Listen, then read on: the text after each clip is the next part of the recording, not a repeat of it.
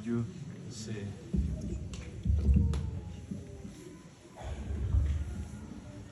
Bonsoir. C'est une grâce pour moi d'être avec vous ce soir.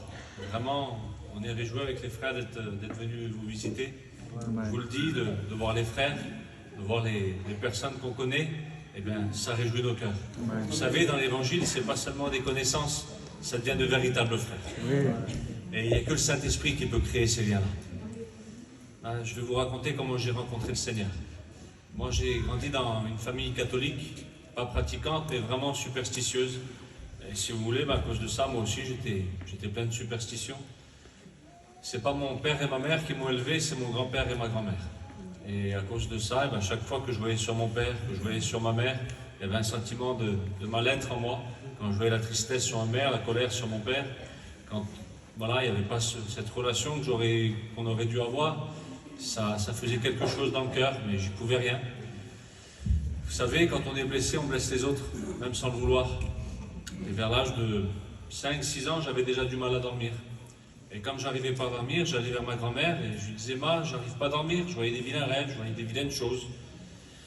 Et elle, la solution qu'elle avait, c'était elle m'ouvrait son bidon d'eau de l'eau, elle m'en mettait un petit peu, elle me dit « Tiens, bois, ça va te passer ». Et on m'a appris à mettre ma confiance dans cette eau-là. C'est comme ça qu'on m'avait élevé. Et je pensais qu'en buvant cette eau, ça allait passer, j'allais pouvoir dormir en paix. J'en ai bu quasiment toute ma vie. J'ai jamais trouvé le sommeil. Mais un jour, j'ai goûté l'eau que la parole de Dieu. Je vous le dis en vérité, c'est pas la même chose. À ce moment-là, quand j'ai goûté à ce que Jésus-Christ offrait, j'ai trouvé le sommeil, j'ai trouvé la paix, j'ai trouvé la joie. Le temps a passé, et vers l'âge de 12-13 ans, à peu près, j'ai été aux réunions. Et j'ai pris un prétexte pour que aux réunions, parce que j'avais le cœur fermé, et le Seigneur ne m'intéressait pas à cette époque-là. Alors j'ai pris le prétexte des gens. Et quand on voit sur les gens, forcément on est déçu. Et puis voilà, je disais, lui c'est un chrétien, elle c'est pas une chrétienne, puis le pasteur comme ci, le pasteur comme ça. Et si vous voulez, un jour en étant converti, j'ai lu un passage de la parole de Dieu. C'est un de mes passages préférés. Ça se trouve dans le livre de Jérémie au chapitre 17 au verset 5. Il dit comme ça: Maudit soit l'homme qui se confie dans l'homme, qui prend la chair pour appui et qui détourne son cœur de l'Éternel. Ça c'est le résultat. Il est comme un homme errant dans le désert, ne sachant où il va. Et quand j'ai lu ce passage-là, j'étais frappé. J'ai dit, Seigneur, c'est moi, c'était toute ma vie avant ça. J'étais triste, j'étais malheureux parce que je regardais aux hommes. Et un peu plus bas, il dit comme ça: Béni soit l'homme qui se confie dans l'Éternel. Il est comme un arbre planté près d'un courant d'eau. Et en tout temps, il porte du fruit. Qu'il pleuve, qu'il neige, qu'il y ait du vent, qu'il fasse froid, peu importe les circonstances de nos vies, si on fait confiance en Dieu, on est béni. Et je vous le dis en vérité, c'est facile de prendre le prétexte des autres, de dire le pasteur comme ci, le chrétien comme ça. Excusez-moi, le plus grand des pasteurs, avec le plus grand amour, le plus grand des messages et tout ce que vous voulez, ça reste un homme. Demain, il vous décevra même sans le vouloir. Comme vous décevrez les autres. Si vraiment vous ne voulez pas être déçus, mettez toute votre confiance en Jésus-Christ. Il ne déçoit personne. Le temps a passé et je me suis retrouvé dans des arrière-salles de café à jouer aux cartes, à l'âge de 14 ans à peu près. Et je me débrouillais, donc j'en ai fait mon métier, je jouais aux cartes. J'étais pas très manuel, donc ça me convenait. Et voilà, je gagnais mes sous comme ça à peu près tous les jours. Et puis ça m'allait très bien parce que tant que la lumière du jour ne se levait pas, j'arrivais pas à dormir. J'étais insomniaque, je souffrais d'insomnie. J'avais beaucoup de mal à trouver le sommeil pendant pas mal de temps comme ça. Et au bout d'un moment, il était passé quelque chose dans ma vie. Je me suis dit, je ne peux plus vivre comme ça, c'est trop. Une souffrance continuelle. Je me couchais le soir avec des larmes qui coulaient, et quand je me réveillais le matin, c'était avec des larmes qui coulaient. Et la tristesse était tellement grande sur moi que je me disais, il n'y a plus d'espoir, il n'y a plus rien à faire. Et l'ennemi de nos âmes est venu avec une pensée. Aujourd'hui, je sais que c'est l'ennemi qui m'a mis cette pensée-là. C'était ça la pensée. C'était, tu vas vivre, tu vas vieillir, et tu vas mourir dans ta tristesse. Il n'y a pas d'espoir pour toi. C'était en partie vrai. Dans le monde, il n'y a pas d'espoir. En Jésus, il y a de l'espoir.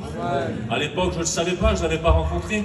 Mais à ce moment-là, à cause de la tristesse, à cause des mauvaises pensées que j'avais nourries, que j'avais mis ma foi dans eux, j'ai voulu m'enlever la vie. Et au moment où j'ai voulu m'enlever la vie, j'étais un garçon très nerveux, je me suis fait du mal tout seul. Et voilà, des fois, je me disais, en me faisant souffrir à moi, je ferais souffrir les autres.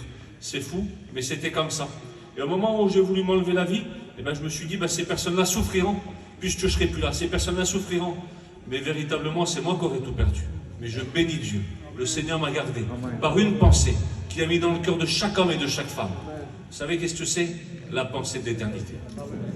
Et quand Dieu m'a fait penser à l'éternité, je ne savais pas si j'allais au ciel ou si j'allais en enfer. J'ai jeté le pistolet, j'ai plus fait ça. Je n'ai pas rencontré le Christ tout de suite, j'étais toujours le même, j'étais misérable, j'étais rempli d'haine, de colère, d'amertume, de rancœur, j'étais triste et malheureux, un grand sourire mais le cœur brisé.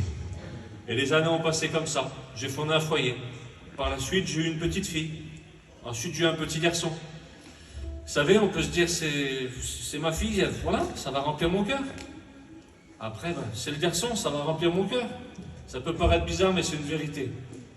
J'aimais et j'aime mes enfants de tout mon cœur, mais ils n'ont jamais réussi à le combler. Le seul qui a pu le faire, c'est Jésus. Si vous voulez une vie comblée, donnez votre vie au Christ. Le temps a encore passé, on est passé par une épreuve chez nous, on est passé par la séparation. Et à l'hôpital, là-bas, un homme m'a demandé d'aller avec lui en Israël. Et je lui avais dit oui. Et dans le monde, quand je disais quelque chose, j'ai essayé de m'y tenir. J'ai essayé d'être quelqu'un de droit malgré tout. On se croit droit dans le monde, mais on ne l'est pas. On se croit des gens bien, mais on ne l'est pas, c'est pas vrai. Le péché nous tord dans tous les sens. Et là, comme j'avais dit oui à cet homme-là, je m'étais engagé. Le temps a passé, quelques mois, voire 1 an et quelque chose, et on est arrivé en Israël. Il y avait une petite salle qui s'est ouverte entre-temps, à côté de chez nous, donc j'ai commencé à aller un petit peu aux réunions. Et quand on est arrivé là-bas en Israël, un garçon me dit comme ça, « Kevin, Dieu va nous bénir. J'aimerais te le dire à toi ce soir. Dieu va te bénir. » Et vous savez, qu'est-ce que j'ai dit, moi? J'ai eu un petit sourire, et je me suis dit, il est complètement fou. Comment que Dieu pourrait me bénir à moi? J'en ai trop dit, j'en ai trop fait. Quand les chrétiens parlaient en langue, je me moquais d'eux. Je pensais avoir blasphémé le Saint-Esprit.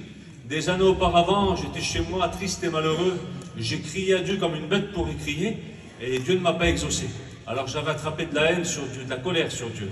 Un jour, je pensais que si Dieu existait, il ne m'aimait pas, qu'il voulait que mon malheur, c'est à cause de lui que tout ce qui m'est arrivé de mauvais, ça m'arrivait. Et un autre jour, je me disais, Dieu ne peut pas exister, parce qu'il ne m'aurait pas laissé comme ça.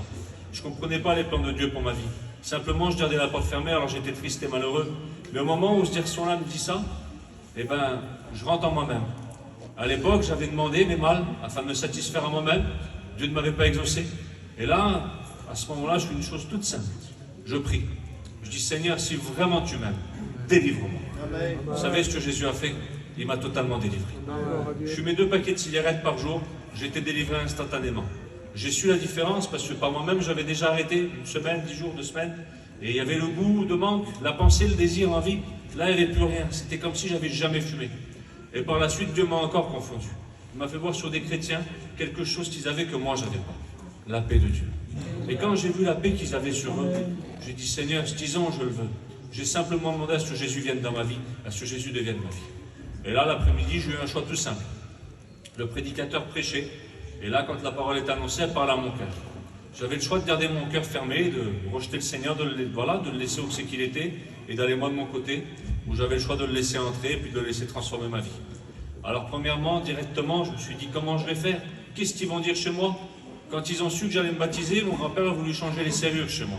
C'est pour vous dire, il ne l'a pas fait.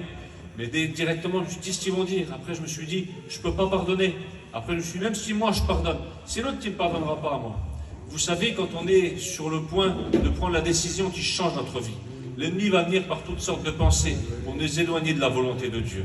Mais je vous le dis en vérité, si vous faites ce pas de foi, si vous faites confiance à Dieu, il changera les temps et les circonstances.